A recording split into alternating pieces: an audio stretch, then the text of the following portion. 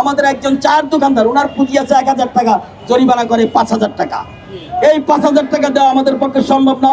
অবিলম্বে এই জেল জুলুম জরিমানা ওনাদের 1 মাস জেল, 15 দিন জেল, এটার প্রতিবাদে আমরা আজকের এই স্মারকলিপি মাননীয় পুলিশ কমিশনার সাহেবকে প্রদান করব বাংলাদেশ হকার্স ইউনিয়নের নেতৃবৃন্দ সহকারে।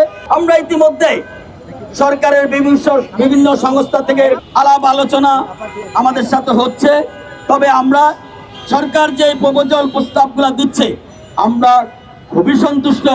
তবে আমাদেরকে ধৈর্য ধারণ করতে হবে, কোনো প্রকার উচ্ছৃঙ্খল করা যাবে না।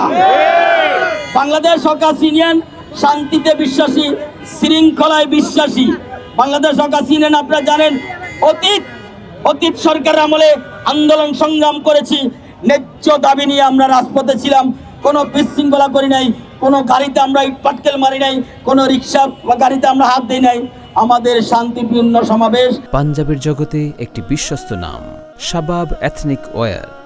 আজকে হবে জাতীয় প্রেস ক্লাব। আমাদের নেতৃবৃন্দ স্বল্প সীমিত আকারে বক্তব্য রেখে আমরা মাননীয় পুলিশ কমিশনারের কাছে স্মারকলিপি প্রদান করব। স্মারকলিপি আমাদের প্রদান করা দরকার, কারণ ডিসি ট্রাফিক কর্তৃক যে অভিযানটা, ওনাদের সাথে যে ম্যাজিস্ট্রেট এবং সকল হকার ভাইদেরকে অনুরোধ করব, আমরা রাষ্ট্রকে সহযোগিতা করতে চাই, রাষ্ট্র আমাদেরকে সহযোগিতা করবে, এটাই আমাদের হোক অঙ্গীকার। এবং প্রশাসনকে আমি অনুরোধ করব এই শান্তিপূর্ণ সমাবেশকে শৃঙ্খলাভাবে আমরা যাতে করতে পারি, আপনারা আমাদেরকে সহযোগিতা করবেন, আমরা আপনাদেরকে সহযোগিতা করব। আমি হকার ভাইদেরকে অনুরোধ করব, যেই যেখানে দোকানদারি করেন সেই সেখানে করবেন, তবে শৃঙ্খলা বজায়। ফুটপাতে করবেন, রাস্তায় কেউ নামবেন না। রাস্তায় জনগণ চলাচল করে, গাড়ি চলাচল করে। একটি কথাই বলতে চাই, রাষ্ট্রকে সহযোগিতা করলে রাষ্ট্র থেকে আমরা সহযোগিতা পাবো, এটাই আমরা আশাবাদী।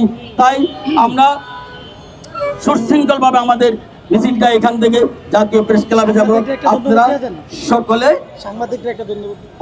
ঐক্যবদ্ধ থাকবেন এবং সাংবাদিক ভাইদেরকে আমরা বলবো, আমাদের যেটুকু ন্যায্য দাবি, আপনারা এই ন্যায্য দাবিটাই প্রচার করবেন, যাতে আমাদের মাননীয় প্রধানমন্ত্রী অত্যন্ত উদার, উনি এই বিষয়টা নিয়ে ভাবতেছে যে হকারদেরকে কিভাবে পুনর্বাসন করা যায়।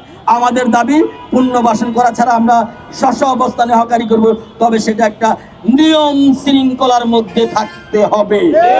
রাস্তায় বসবো না, ফুটপাতে বসবো, জনগণের চলাচল করবে। আপনি যদি পুরাটা বসে যান তাহলে আপনি কেতা কোত্থেকে আসবে?